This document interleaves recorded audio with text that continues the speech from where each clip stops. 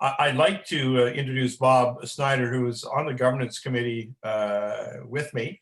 The two of us are on the board's governance committee. Bob's also a board member and represents his area, which is Halliburton Kawarthas, H&K. And he's done a tremendous job leading this working group, which involves people from all across the province who are keenly interested in learning more about how our organization is working and how our members thinking it is working. You know, it's like, are we doing good things? Are they viable things? And we had there was a lot of work done on making sure the questions were right. Bob schooled himself on how to do a survey and to dig deep on, and you know, being able to figure out how to interpret it based upon work that's been done in the past about running surveys of members and members' view of their own association. So, and there's been a lot of iterations back and forth, not just data, but also trying to understand what the data is telling us, which is really, really important, because we have a lot of lessons we can learn from that as we plan forward. And so without any further ado, Bob, why don't you get it rolling, and when do you want to have questions, at the end or during the process? Hi, yeah, I was going to suggest at the end. So good evening, everyone. I'm Bob Schneider. I'm a hobby producer in Halliburton Kawartha near Goodrum. And it's my honor to be presenting these findings to you tonight. Just first, I want to confirm that everybody can hear me all right. Yeah, and maybe we stop the video, the pictures there, Steve Smith, so that we can just basically see Bob, and it's not covering the presentation itself. So just go to just mute your video or whatever it's called there on the screen. Okay, thank you very much. We'll be able to come back on when we ask questions, but now we'll be able to see the full screen. Thanks, folks. Okay, Bob, sorry. So, I'm going to walk through some of the data that's been derived from the member survey. I'm going to move fairly quickly, but please keep track of any questions you might have. So the member engagement group was made up of 9 members plus support from Frank and George Brook, our consultant. All the members on the group were producers. The challenge that we have is that OMSPA, while it's unanimously is interested in producing maple syrup, our group is fairly diverse in terms of size of operation, technology utilized, and location. These differences can manifest in what an individual member expects from the association, and we made it our job to try and find those differences. So OMSPA must understand where the expectations of all producers are similar and different, and be prepared to tailor programs and initiatives that cover the sector as a whole and meet the needs of specific segments. And we'll talk about the different segments we identified. So the mandate for the committee was to identify and prioritize the benefits that members and prospective members need from, and sorry, I have to get this off my screen there, and want from OMSPA, and that will motivate them to join and actively participate with unwavering loyalty. This will be done through surveys and discussions with members and non-members. So just overview in terms of methodology, we did a member survey. We ran focus groups. We've talked about and created a non-member survey. We've done a scan, which Steve is going to speak to, of the next generation. And then we've done analysis and recommendations. So in this presentation, I'm going to focus on the findings of the members survey with a look at the demographics who responded to the survey, how the question, why do I belong to OMSPA, was answered. We're going to look at and answer the question, who are loyal members of OMSPA. We're going to look at how respondents rank the benefits they receive from OMSPA from their membership. We're going to look at which membership benefits members are aware of and do not use, or unaware of and do not use. We're going to look at which member benefits are valued and which should be improved or reconsidered. And we're going to look at how the association is performing in creating and delivering the programs and initiatives that end up as membership benefits. And we will look at the question, what can OMSPA be doing to ensure there is a next generation of producers? Steve will present that part.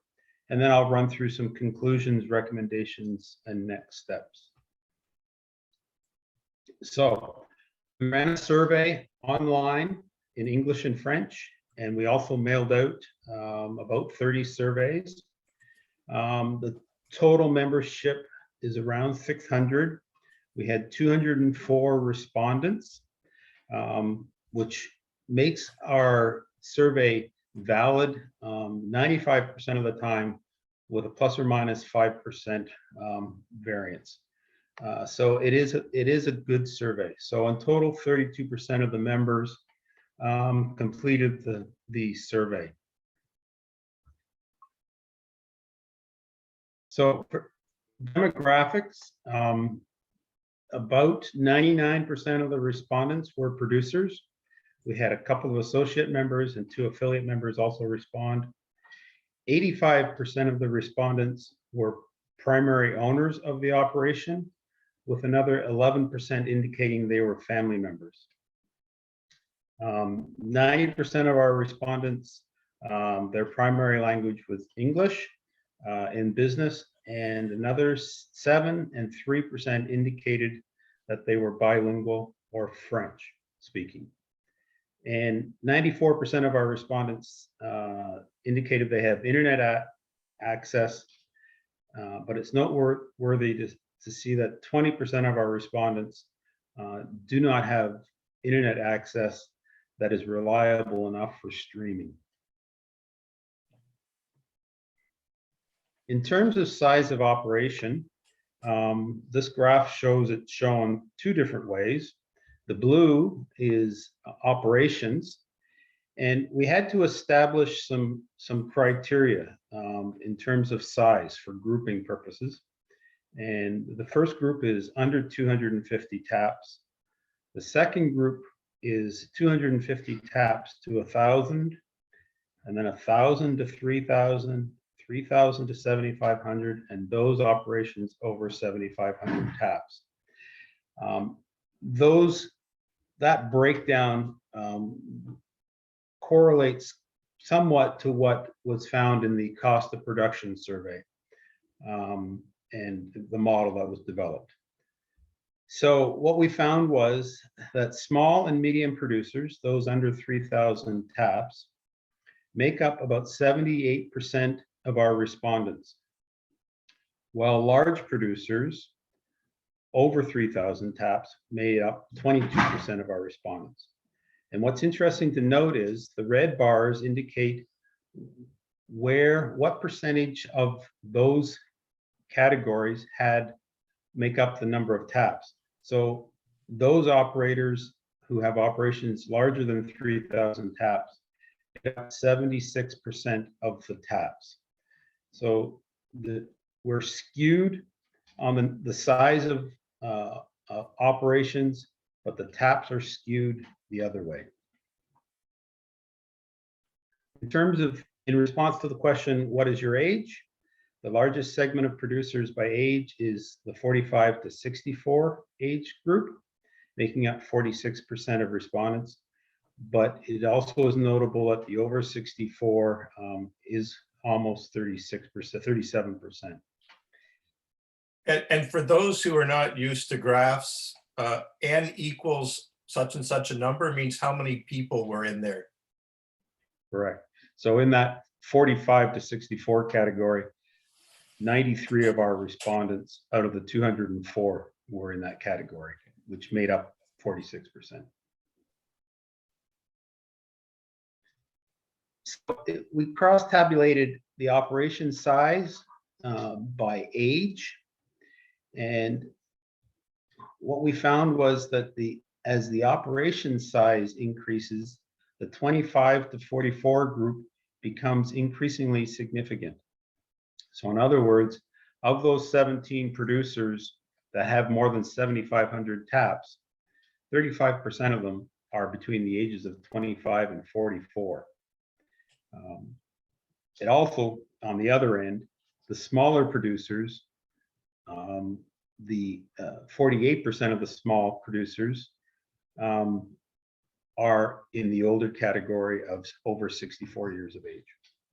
But it's notable that the younger age groups are doing the larger operations. In response to how many years has your operation been operating, it's a fairly normal distribution. 65% of our producers have more than 10 years of operating experience, which means that we have a fairly mature, in terms of operating skills, group of people who are members. In response to how many years you have been an OMSPA member, 43% of producers have been members of OMSPA for more than 10 years. So while 63% have been producers, only 43% have been members for more than 10 years. So an interesting question to ask is, what members with less than 5 years of membership in OMSPA, how do they segment out by years of operation? And what we find is that those members that have joined in the last 5 years, 43% of them have less than 5 years of operation. But we also have many, almost a quarter of 5 to 9 years, slightly less in the 10 to 24 and more than 25.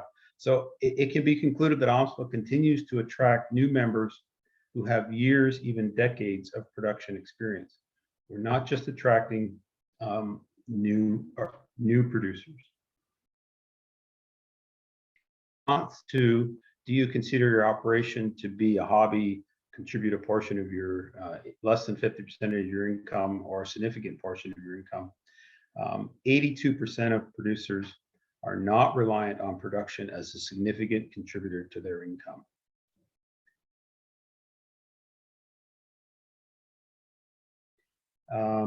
In response to the question, are you likely to expand your operation? 61% of producers said they are likely, either just straight up likely or likely if they have trees and financial resources to expand their operations.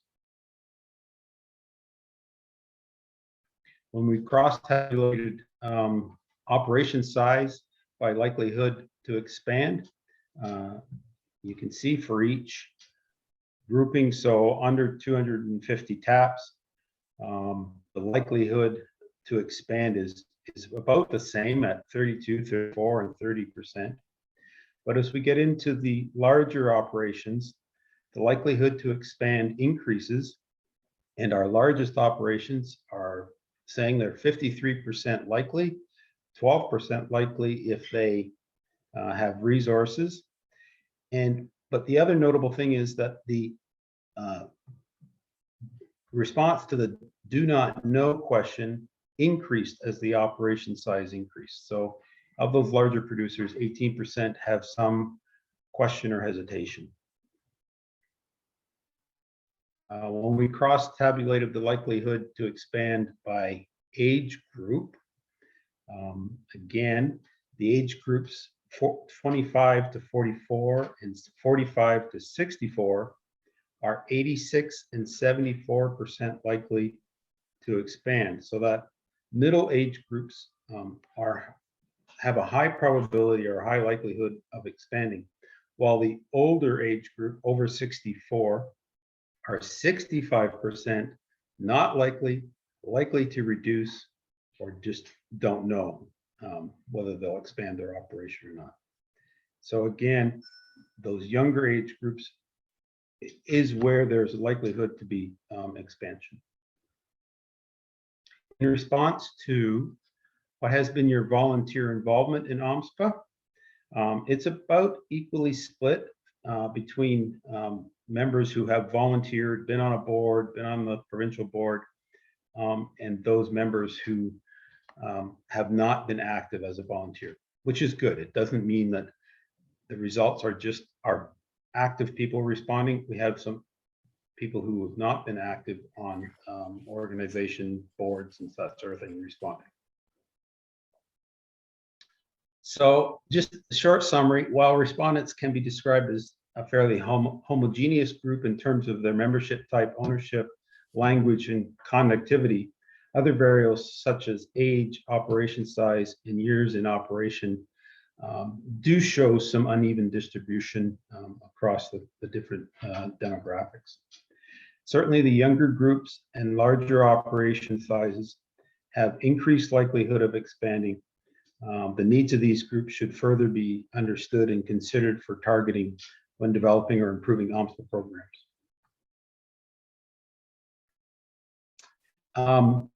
The next phase of the survey asked members, the question was, realizing that members belong to the association for a variety of reasons, tell us why you belong to OMSPA. And they were given a choice. There were 10 reasons for belonging, and they were asked to rank them from not important to extremely important. And then we tabulated the top 2 scores. So if a respondent said very important or extremely important, we were interested in looking at those numbers.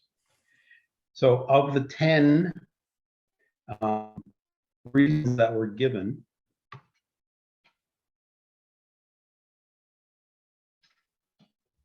5 reasons that received the highest top 2 scores were industry information, technical information, networking, advocacy, and the credibility of the association. Those ranged from 73 down to 55% of respondents giving a top 2 score. The bottom 5 reasons for belonging were government support information, social media, industry support, the OMSPA store, and member discount benefits. And those received increasingly low scores as a reason to belong. So we cross-tabulated the reasons for belonging with operation size. And what we found is that producers over 3,000 taps have slightly different set of top reasons for belonging. In the larger producers, they're looking at networking, advocacy, and technical information instead of the other ones that the small producers. So you can see that, for instance, in networking, these 2 producer sizes over 3,000 taps were extremely likely to mark them as an important reason for belonging to OMSPA, whereas the smallest producers were almost half as likely to mark it as an important reason for belonging.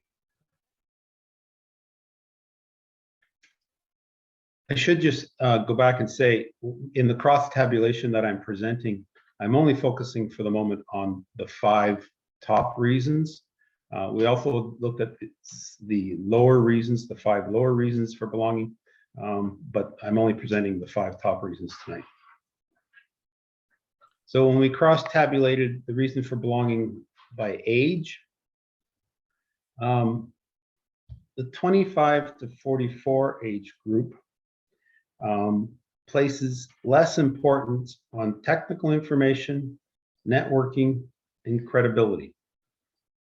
So we've already seen that back here, that in terms of operator size, that small operators weren't interested in networking.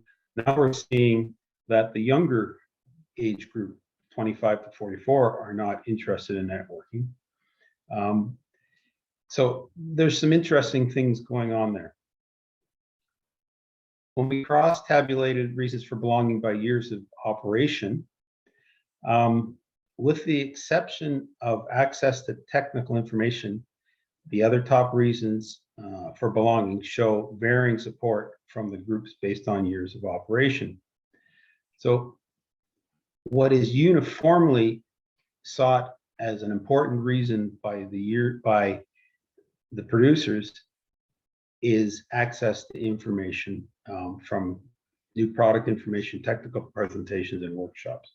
So this is important regardless of years of operation.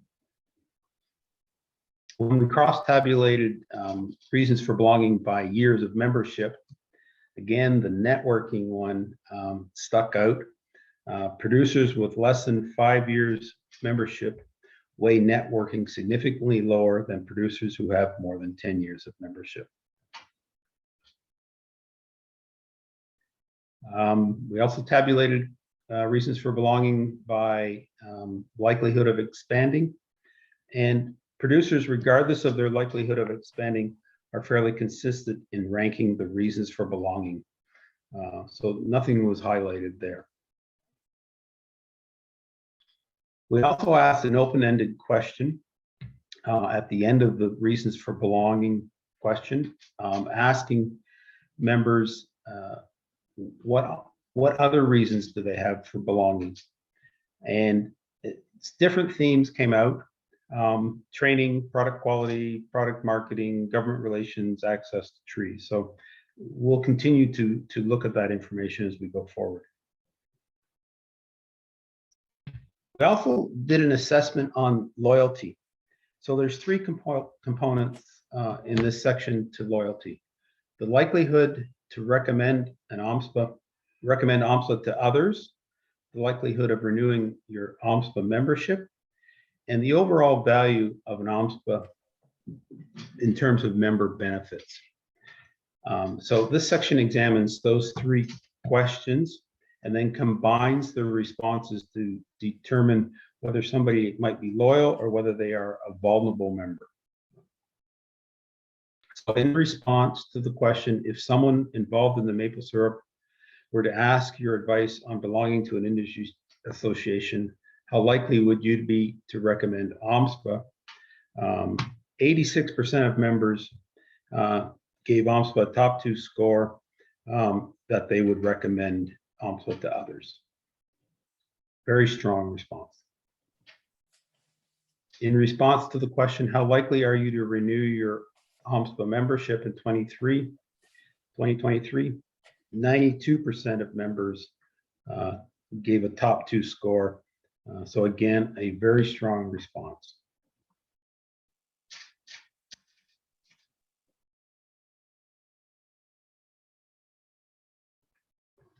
In response to the question, what overall rating would you give to OMSPA's member benefits?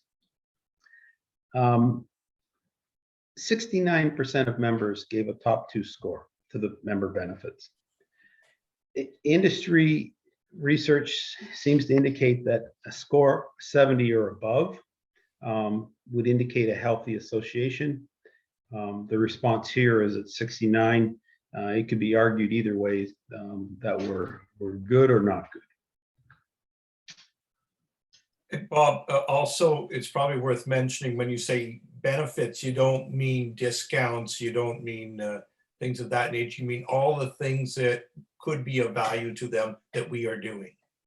Correct. Okay. Yeah, I don't mean the member discounts. We're talking about the overall benefits that they receive from OMSPA, whether it's advocacy through to workshops. So we then took the responses to those 3 questions. And to be loyal, a member must give a response to all 3 questions in this table in the green area. So either an extremely likely or a very likely response. So a top 2 score response, they would be considered loyal on those 3 questions. Neutral members are people who responded in the yellow, somewhat, likely, or good on one or more of the questions. And if anybody responded not very likely or not at all, they're ranked as a vulnerable member. So they've got a concern somewhere. So when we tabulated that, we found that 62% were loyal, 29% are neutral, and 9% came up as vulnerable. So overall, the loyalty profile for OMSPA members is in the range of a typical membership association, that being loyal members over 50% and vulnerable members under 15%. We then cross-tabulated those responses, so loyalty profile by age. And what we found is that those over 64 are the most loyal group. So in that loyal category, 74% of them are over the age of 64. But the youngest age group, 25 to 44, is the most vulnerable, vulnerable to not renewing or not staying with OMSPA. So in that category, in the vulnerable category, we had 14% of the 25 to 44 category. So, you know, even though the overall numbers are very good, there are possibly some segments, age being one, that are possibly vulnerable. Bob, would you say that, I'm sorry, would you say that the folks in neutral, that's a fairly significant portion of our membership? You're over 50 with the loyal, you're under 15 with the vulnerable, but that sounds like a whole lot that are neutral. I'm not really sure. Yeah, so again, if you're looking for more than 50 in the loyal category, in that 25 to 44, you are over 50, but the vulnerable. So yes, is the middle category significant? Yes, it is for some age groups.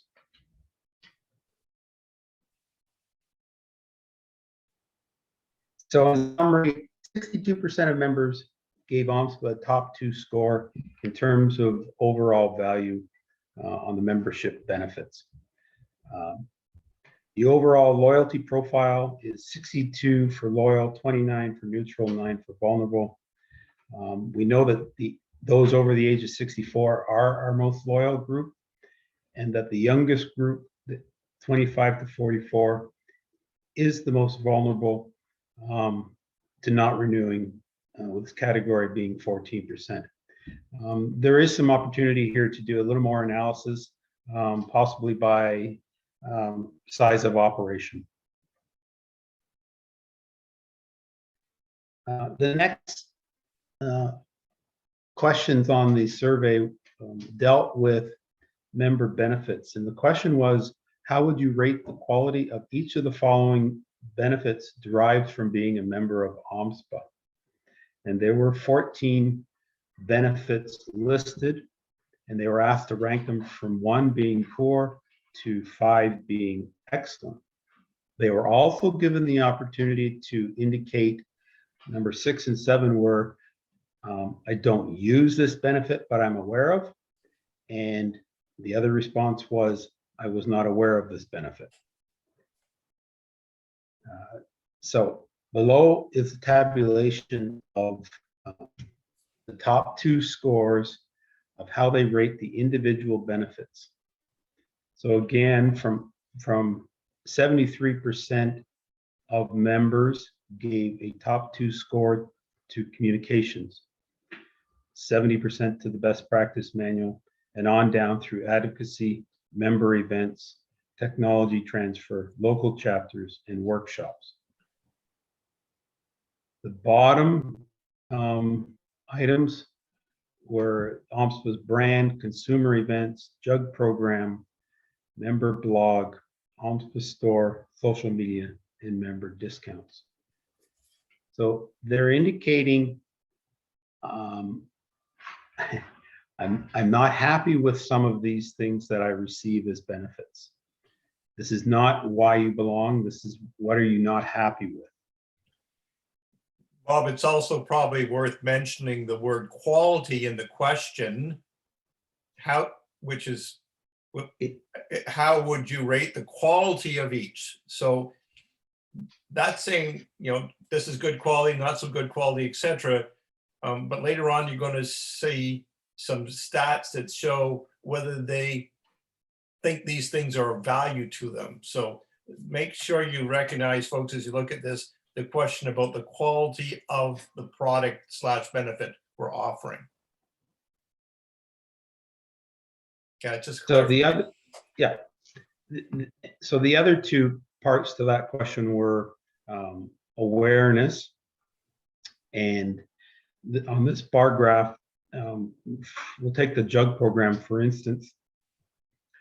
A little less than 10% were not aware, and about another 15% said, I'm aware but I don't use. So in total, about 25% of the membership, for one reason or the other, is not utilizing that program. And as it goes down, we see that member blog, which is what's on the omspa.ca, member discounts, OMSPA store, social media, consumer events, OMSPA brand, have lower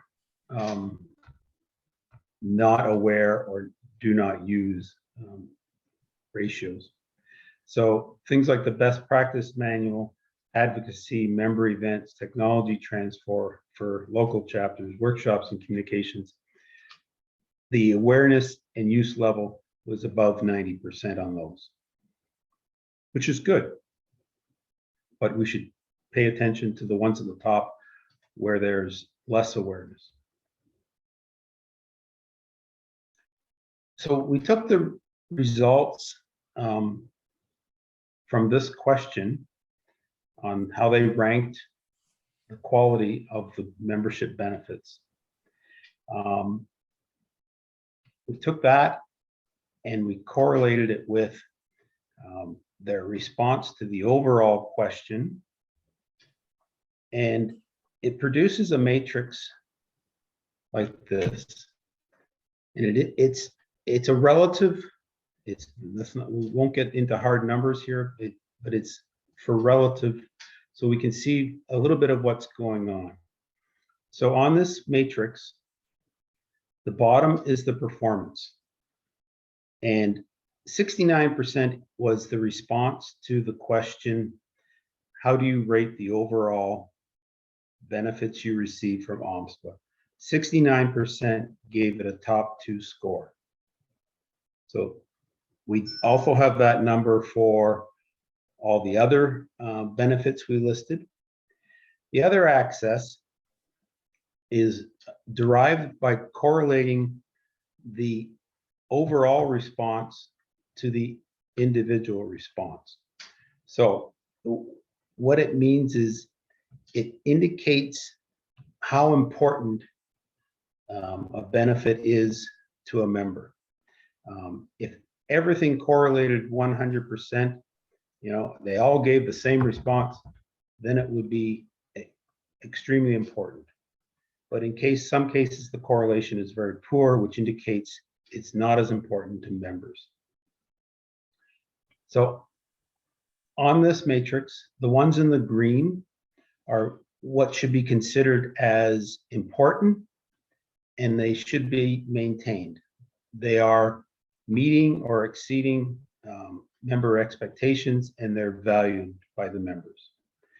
The items that are in the yellow quadrant are not performing up to the overall rating, so they are lagging behind in terms of how the members view them, but they are still valued. So for instance, if I take workshops, it is somewhat behind on the overall number, but it is valued. And then the third grouping we have is the ones in the lower section, which regardless of how they're valued, they're not viewed as being very important to the members. So we see best practices manual, member discounts, social media, and member blog. So what we end up with is a list of items that are meeting member needs and expectations and should be maintained, which is advocacy and communications. We have a list of items that are not quite meeting member needs and expectations, but are valued by members, and so should be targeted for improvement. Technology transfer, workshops, member events, consumer events, OMSPA brand, and the JUG program.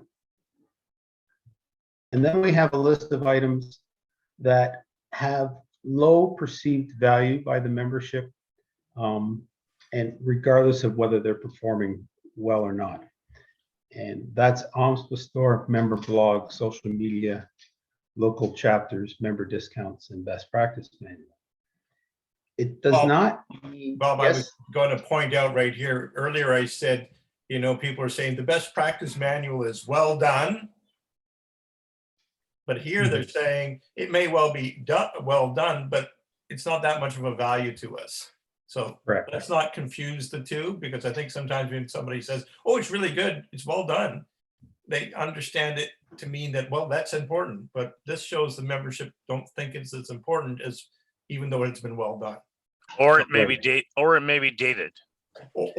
whatever, that's all. So just Right. This helps that. So on things like the best practice manual, a little more investigation needs to be done to just figure out, is it all groups that don't value it, or are there some groups that do? There are other questions about things like the best practice manual. If it was in a different format, would it receive a different response from the membership? Things like membership, the member discounts. If you remember, we had a fairly high percentage that were not aware or did not use. That can be impacting it. So even though we've categorized things, we still need to look at them and question what might be going on here. So similarly, we looked at how the association is performing. And the question was, considering the benefits, products, and services you receive from OMSPA in relation to the price of membership, how would you rate the overall value of your membership? And then we also asked, how would you rate OMSPA's effectiveness in creating, implementing, and delivering the following 12 OMSPA programs? So we've already looked at the first question up above. So in response to the question, considering the benefits, products, and services you receive, sorry, we didn't look at this question up above. Considering the benefits, products, and services you receive from OMSPA in relation to price of membership, how would you rate the overall value of your OMSPA membership? Only 62% said that it was very good or excellent. And we have 28% saying it's good. But it's this 62%. Again, a healthy industry association would expect to receive, a 70% or higher rating in terms of the members think, at least 70% of the members think it's a good value for what they receive. And here we're below that. In response to how would you rate OMSPA's effectiveness in creating, implementing, and delivering the following, and there were 12 OMSPA programs and initiatives. Again, the top two scores were tabulated and ranked on this graph. So that again, communications, they think the association is doing a good job at communicating. 66%. Which is higher than the overall number, gave it a top two score. And you can see that it goes down from there: communication, summer tool, technical publications, and then down near the bottom, we have association governance, omspa.ca, OMSPA store, and member discount benefits. So this is how they view the association's effectiveness in creating and implementing and delivering. So they're telling us something here. They're telling us, we think you can do a better job with some of these. So again, we developed a matrix where on the bottom axis, we have the overall rating that they give the individual. So the average is 62%. The overall is 62. We've already seen that communications had a 66, so it sits above this line, and then everything else falls lower than that performance in terms of this is where they fall. And then we did the same correlation between those individual responses and the overall response, which gives us an indication of which is the importance, what's the impact of this. And again, similarly, this is a relative view. In the green quadrant, we have communications, which should be maintained, and they're important to the members. In the yellow quadrant, we have a list of items that membership feel is important, but feels also that it's not performing, the association is not performing up to its standard in creating these. And then we have a group at the bottom, which are indicating that they are less important, less impactful to the members, and regardless of how they perform. So we ended up with a list. The items that should be maintained certainly is the way we're doing our communications. The items that should be a focus for improvement: technical publications, summer tour, workshops, advocacy, networking, local chapters, OMSPA.ca, and governance. And then the items that should be reconsidered are social media, member discounts, and OMSPA store.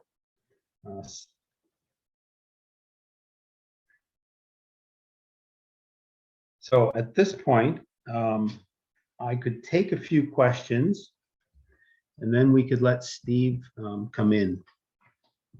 So, Not so much a question. I'm just gonna get my video here. Bob, this is fantastic. This is unbelievable analysis that nobody has ever done. And as an association, and I've been, as you know, involved in the international scene for a decade plus. So this is incredible, and it's a good look at ourselves. There's 6 things I'd love to talk about, but let me focus on one. There was a great pie chart about the who's joined in the last 5 years? People joining OMSPA, and so we get people that have they belong into OMSPA and then they don't join again, and it's been, I've been incensed about why that is, and would like to explore opportunities of determining, can we do something about that.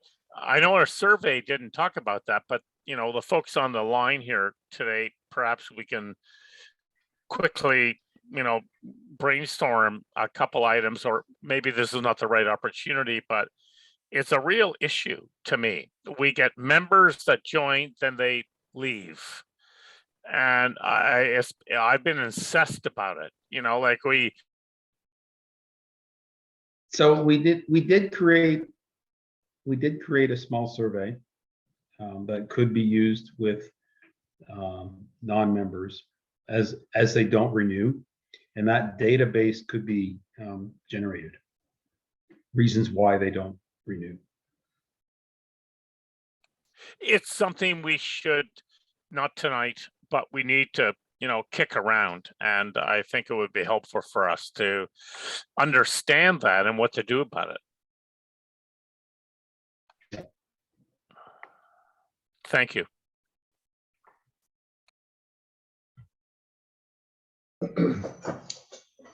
Yeah, it's David here. So in the last couple of weeks, I've been in contact with quite a few syrup producers, and their question is, they feel there's not enough activities that, like workshops. They really like workshops. Yeah. Another thing is, so has the membership committee had meetings lately, or how is that sitting about recruiting members?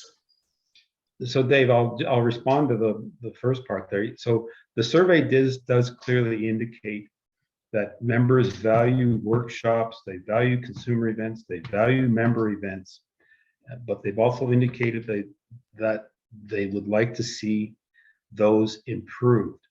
The job going forward will be to determine how we improve them. David, we had COVID for 2.5 years. Yeah, okay. Well, let's go behind COVID. Like, do all the locals, the 11 chapters, do they all have workshops? Some Yeah. do and some don't, and some did carry on through COVID and others did not. It's a varying level. Yeah, when they said locals, they were concerned about locals' performance. Yeah, part of that is because of the last 2 years, but if you look even further back, some locals are more active than others, and so their members are going to be more likely to say that they value those things and see those things happening, i.e. the workshops. It's not consistent across the province. And David, it depends also, like how active and who does what. You know, like if you have more workshops into your local, the merrier you have a membership. So if you look 12% for your bunch responded versus Algonquin, and I believe it's Eastern who had the most. So I guess we've got some people, you know, like the more that responded is a reflection of what we got. It's unfortunate we didn't get more than 12% down your end. That would have been a good, it would have shuffled those numbers.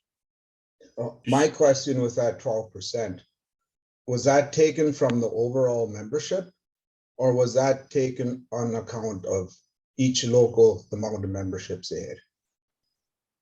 So sorry, which 12% were Okay, you so referring to? let's say a local has 20 members Yeah, and another one has 150.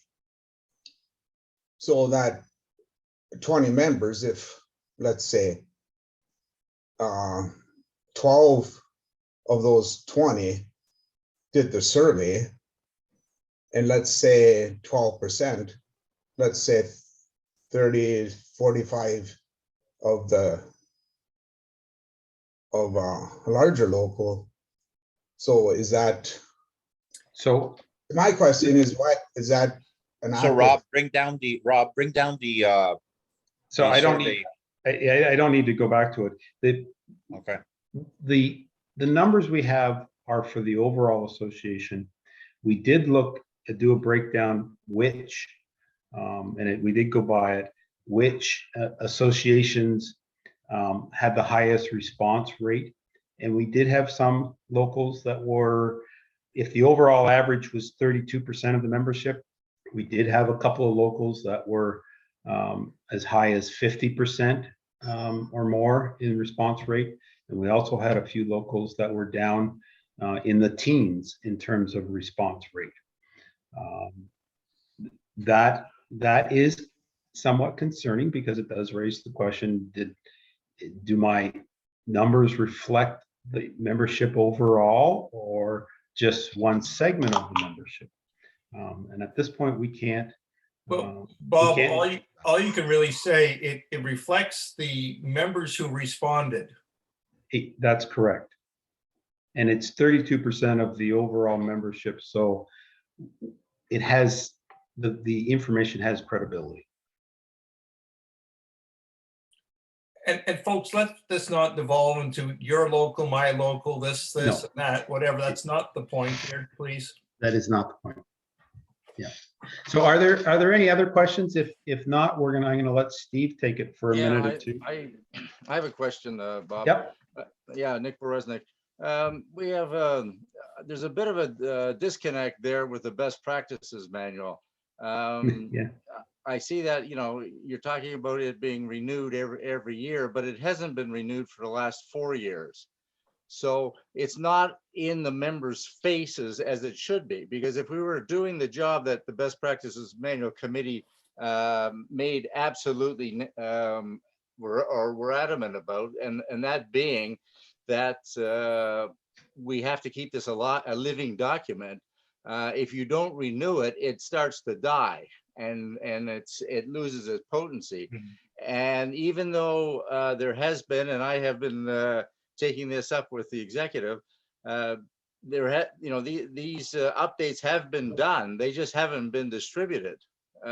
So it's unfair, I think, to chastise the best practices manual based on its definition, which is not being held up by OMSPA. So there's a couple of points there. Yes, the results on the questions about the best practice manual are mixed and need to be interpreted carefully and looked at. The membership has said in the survey that they like it. It's a reason to join. It's a reason why I belong, not join. It's a reason why I belong.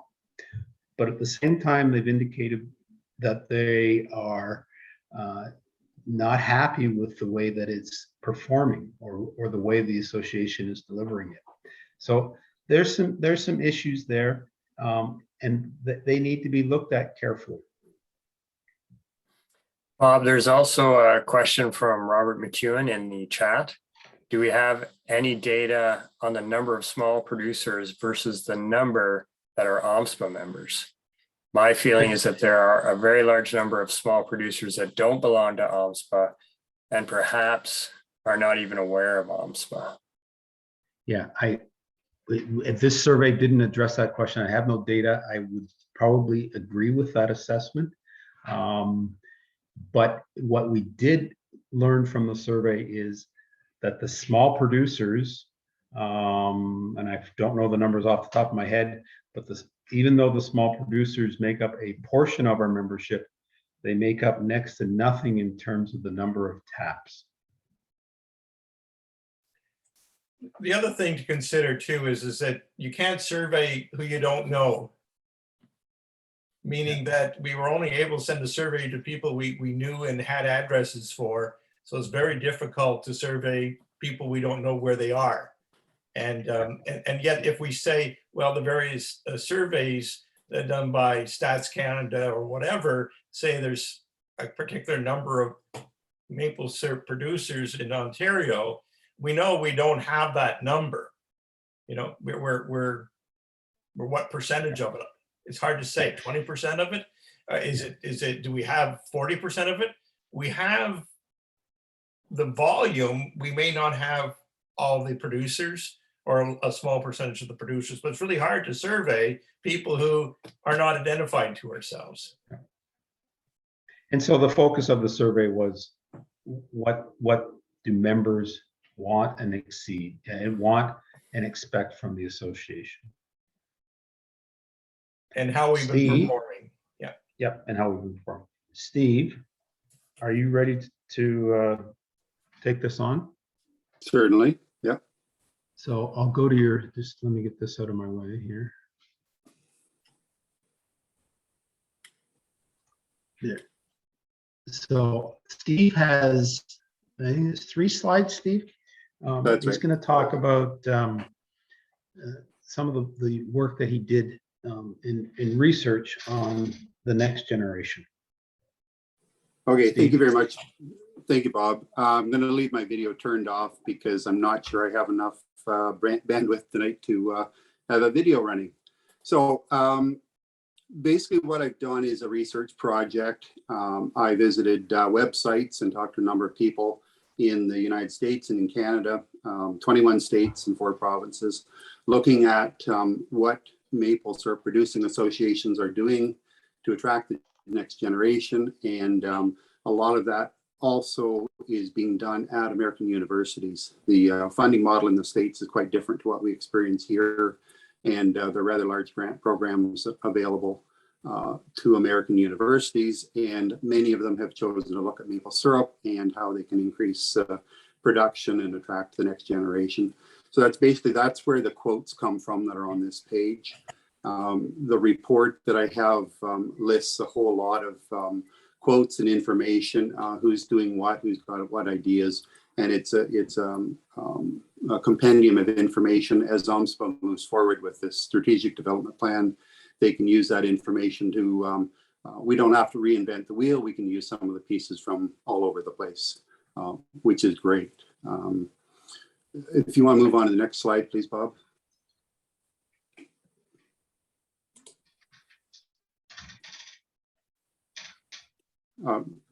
So what are they doing elsewhere? There are a lot of things going on. These are just some of the things that jumped off the pages at me. Partnerships with Indigenous populations, looking at diversity, equity, and inclusion, orientation sessions and newcomer boot camps, developing databases where they're connecting landowners, people who would collect sap only, and syrup producers, and maybe through a database or other initiatives, they're joining those group of people. Even looking at supporting sap collecting as a way of getting into maple syrup production. One state was looking at a mobile operation where they would go around if someone owned trees and they didn't have time, but they wanted to collect sap. They couldn't set up their bush. They provide the guidance and support to get their bush set up for sap collecting. A lot of places have great specific curriculum plans and even go as far as providing tapping kits for the schools. I think it's Michigan. They're working on training forestry students on things that are maybe outside the box, including maple syrup production, beekeeping, and so on, so that when their foresters are advising landowners, they can provide information on alternative means of financing their operation and other avenues for income. Lots of participation in major public showcases. There are 2 or 3 places that have mobile sugar houses that they move around to different showcases. Others have permanent sugar houses that they have set up at big fairs and so on. A couple places post jobs in the maple industry. And the last nugget goes into providing workshops and other things in the future. It seems really important to continue the use of online platforms, even when we can say goodbye to COVID and not worry so much about connecting with other people. The online platforms provide avenues for people to participate without traveling, or maybe don't have the amount of time necessary to travel. They can still take part in that. So next slide, please.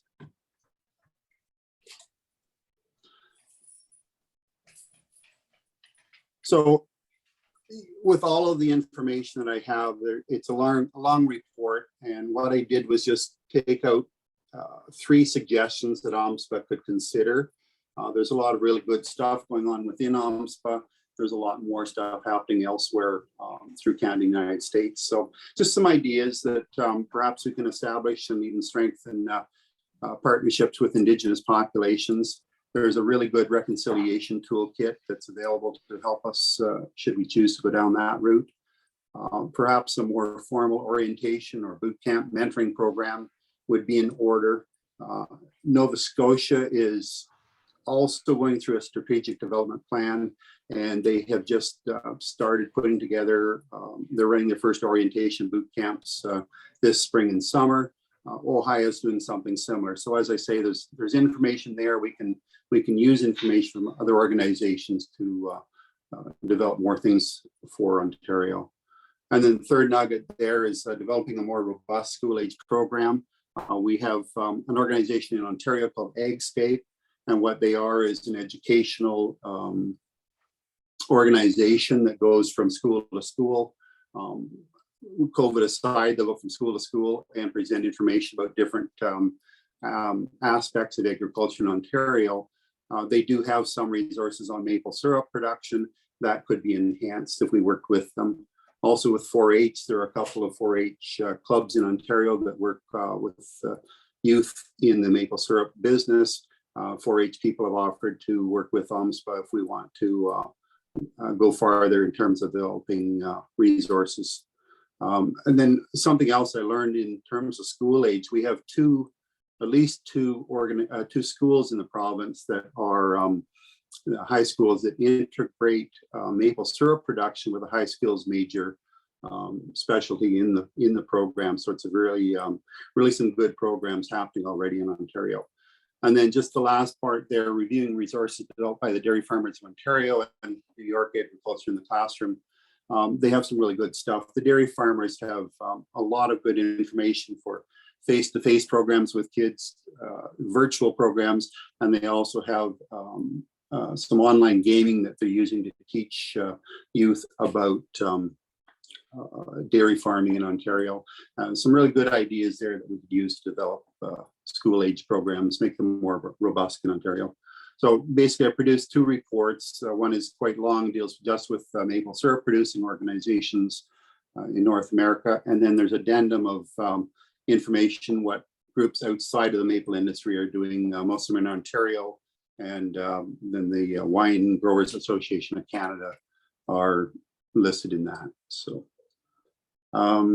that's all I have tonight as a summary. Leave it at that. I'm just seeing a question about access to the research. I'm assuming it's going to be posted on the OMSPA website. I don't know where exactly yet, but it's certainly available there. Yes, I'll be getting that up in the next week.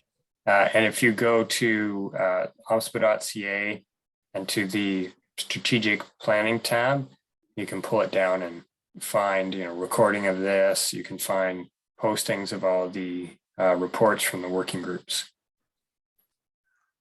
Thank you, John.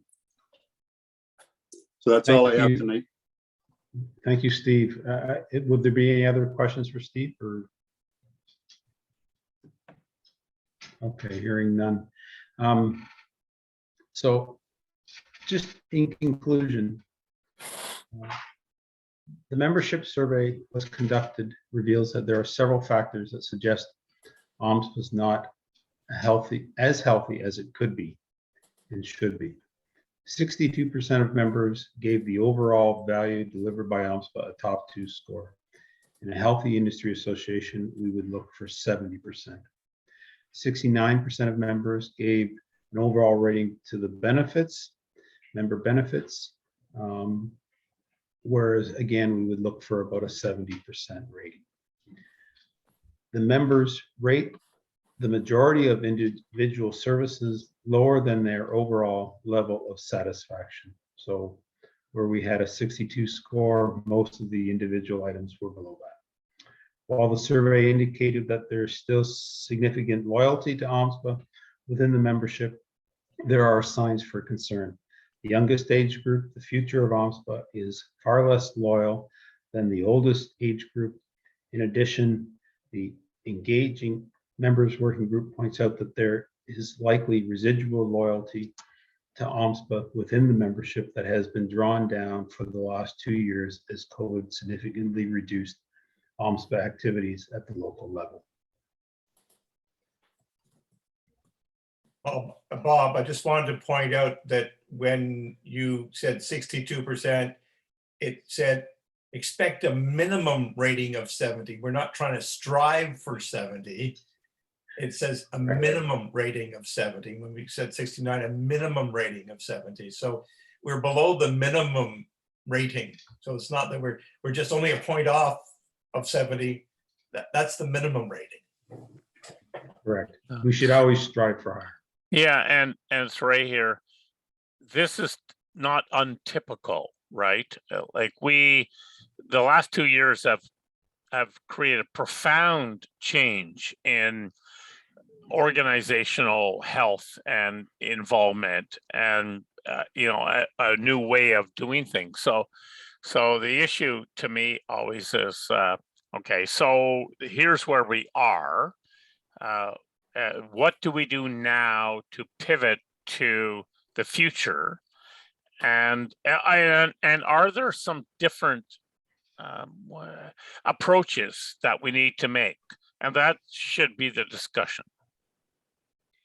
And that's where the discussion will need to go as the strategic plan is put together and finalized. And it won't happen overnight. It will take time, and there'll be some trial and error in terms of, let's try this. No, that doesn't seem to engage the membership. Let's try this. Oh, that works. Well, exactly, and this is an excellent analysis, and I'm actually shocked that there's only 15, 16 people on this call, frankly, but we need to share this over and over again, and to get an understanding of A, where we are, B, where we need to go, and then C, what do we do about it? Bob, did you have any more slides? I do, but they're pretty dry. Well, yeah, but they're recommendations and conclusions. I think there was some stuff in there. Oh, right. awesome. Let's share them. Just before we go on, am I muted? Yes. There's been a couple of comments in the chat that have not been respectful. And I'd just like to remind everyone that we need to keep the chat respectful and all our dealings with our fellow members respectful. Otherwise, we'll be shutting the chat down. Thank you. Good, thank you. Either you do the. Jules, please, I think we've covered it, so. Okay. Thanks.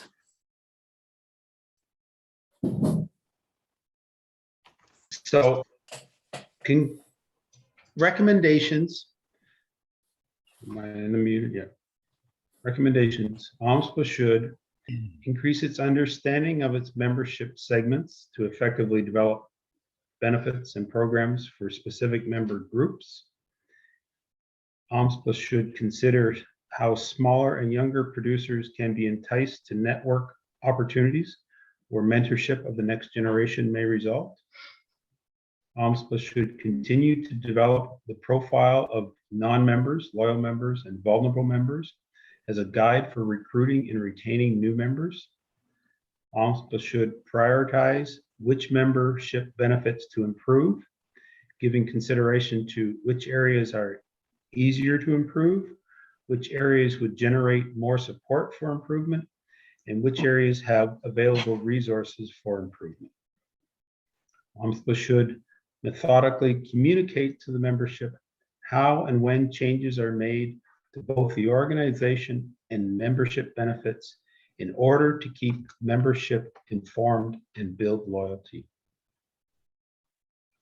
So the next steps, the OMSPA board should formally acknowledge that engaging members must be a consistent focus and become a core competency of OMSPA.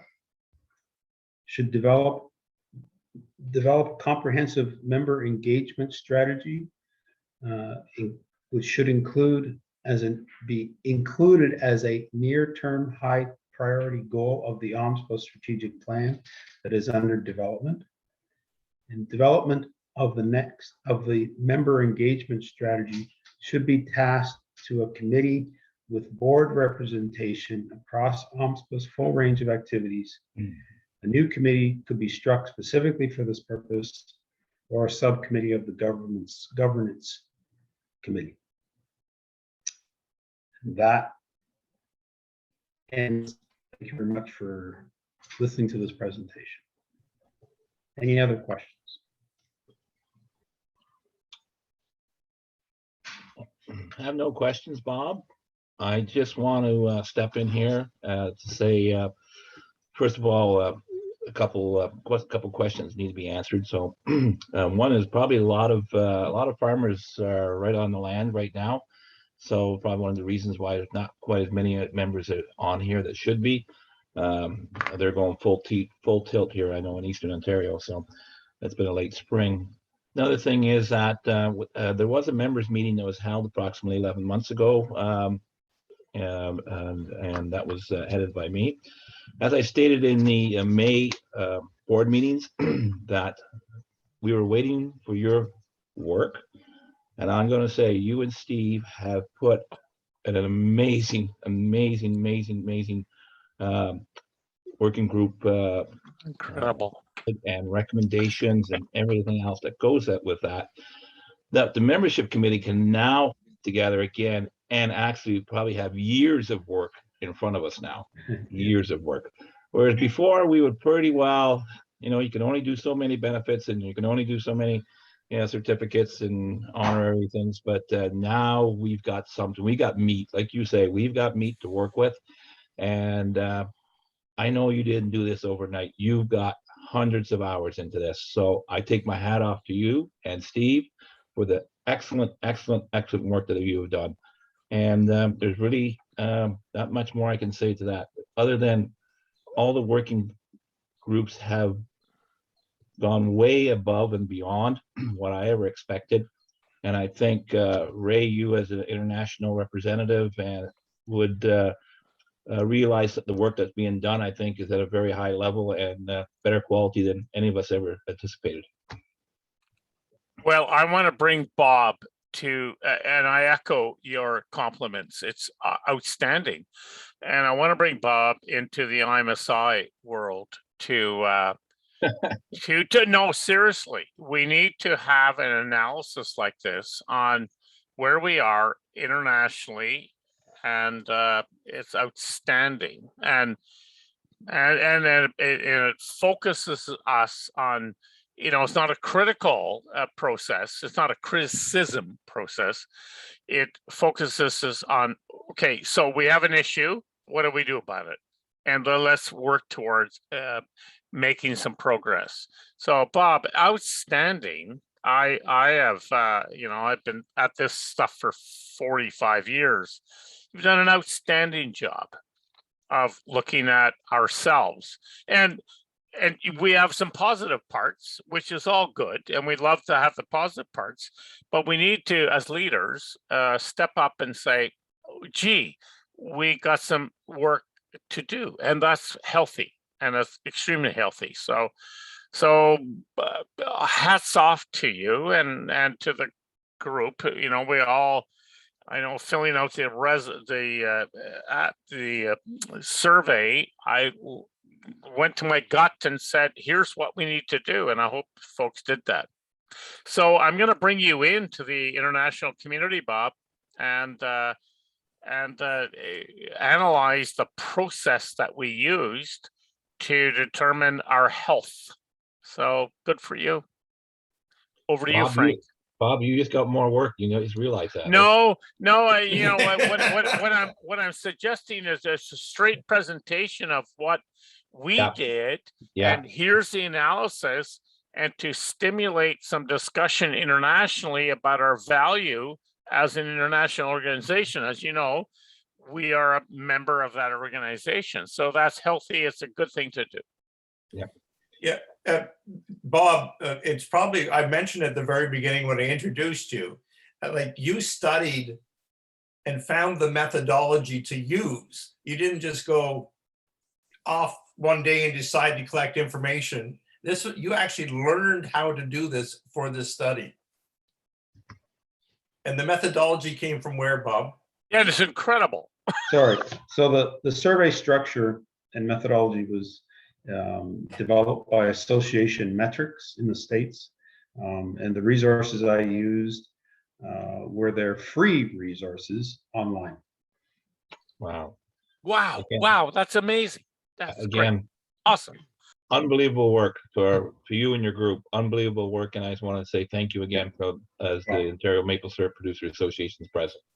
There's lots more to do. So now that we have a baseline, we need to rerun this periodically to see if we're making any progress on certain things. Every year. Yeah. Well, we need to develop an action plan. So we have a response. We have an analysis of what we see. So now is, what do we do about it? So that's both part of the strategic planning process, but also an implementation plan about how do we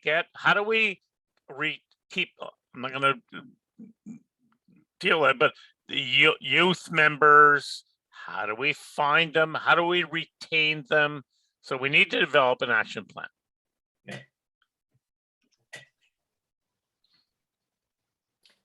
And the sooner, it's as soon as we can get at it, the better it will be. Just as a suggestion, folks, Bob has the full presentation, which is probably another 20 slides. It will be on the website. The video of this will be plus the PowerPoint that he used this evening. It doesn't all come out to you, jump out at you until you've looked it through quite a few times. And all of a sudden you see cause and effects, and you understand that something that may look bad isn't necessarily bad. For example, I'll just bring it up, the best practice manual. It may not be appreciated in its current form, but it could be appreciated in videos or in other workshops or whatever. So it gives us the opportunity to not just throw the baby out with the bathwater, but actually fix things if we look at things over and over again, even what the survey said. It starts coming out. I probably looked at the survey results, the PowerPoint presentation about 15 or 20 times. Bob and I have gone back and forth on it in the last while, as John has. Is that stuff starts coming out the more you look at it. And there's more to absorb, let's put it that way. Great. Well, thank you very much again tonight. So Randall, I guess there was discussions about what solutions coming out or this or that. So I guess this is where we meet again in phase 2 and 3, and we sit together and some ideas come out, right? Yeah, that's part of it. And even throughout the, after we take the bits and pieces from the working group, and we know they're connected, they're attached, they're cause and effects, etc. We'll sort that out as we move forward. Okay, because it's because someone in the chat was asking about that, like asking Bob there in the chat. I thought, yeah, let's answer it. Okay.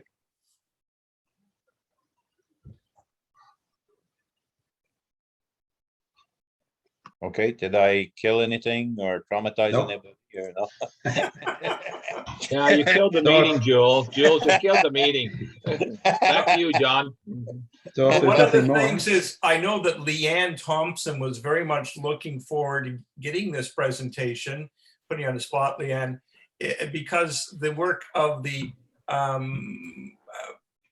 product differentiation and the market development can be influenced by this and can help them in their thinking as well. So I know that you want to get a copy of it. So now that you see what's there, what do you is it going to be helpful?